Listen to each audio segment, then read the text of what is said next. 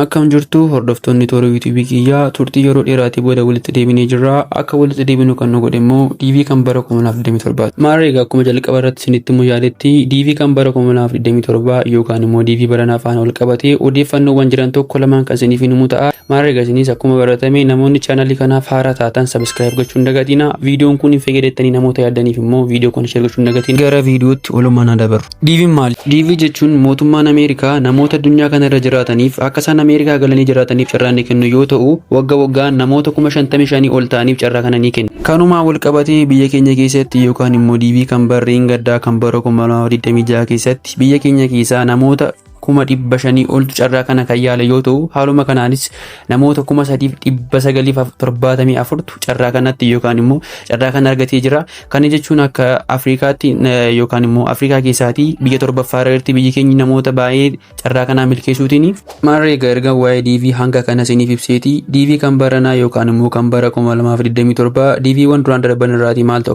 akka godhu tokko lama isinitti ibsu. Isa malee DV baranaa guutuudhaaf maal akka nu barbaachisu tokko lama isiniif ibsa. Jalqaba irratti DV guutuuf wantoota nu barbaachisan keessaa tokko sadarkaa barumsaati. Sadarkaa barumsaan keenyi kutaa 12 ol ta'uu qaba yookaan immoo dippiloomaa qabaachuuti qabna DV kana guutuu fi isa malee immoo paaspoortii qabaachuuti qabna. Yoo paaspoortii hin qabnu rakkoo hin qabu garuu yoo nuu beeboodha kan baafachuu dandeenyu garuu immoo guutuuf nu rakkochuudha. So paaspoortii fi sadarkaa barumsaan keenyi qophaa'uu qaba.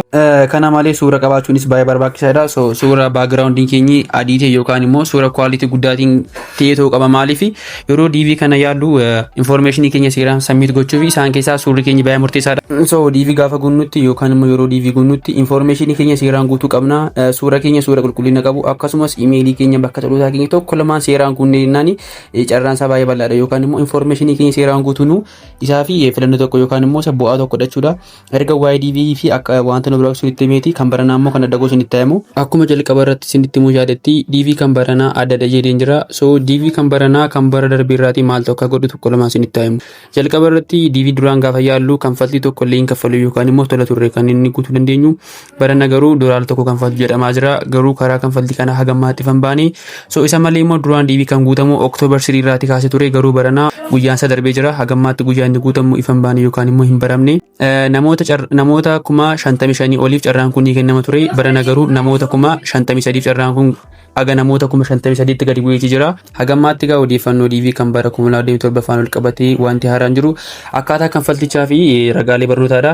Isaan keessaatii mootummaa waan baay'ee dubbatee jira garuu kan hojiirra oollee jiru garuu hagammaatti kan hojiirra oolee dheemee yaadamaa jiru kanfaltichadha. Kanfaltii kana immoo karaa kam akka kanfaluu dandeenyu wanta gammaatti fabeen jiru.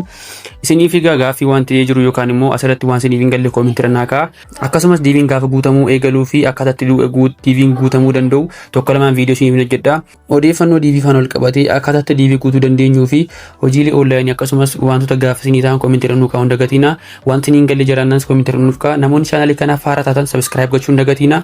Galatooma.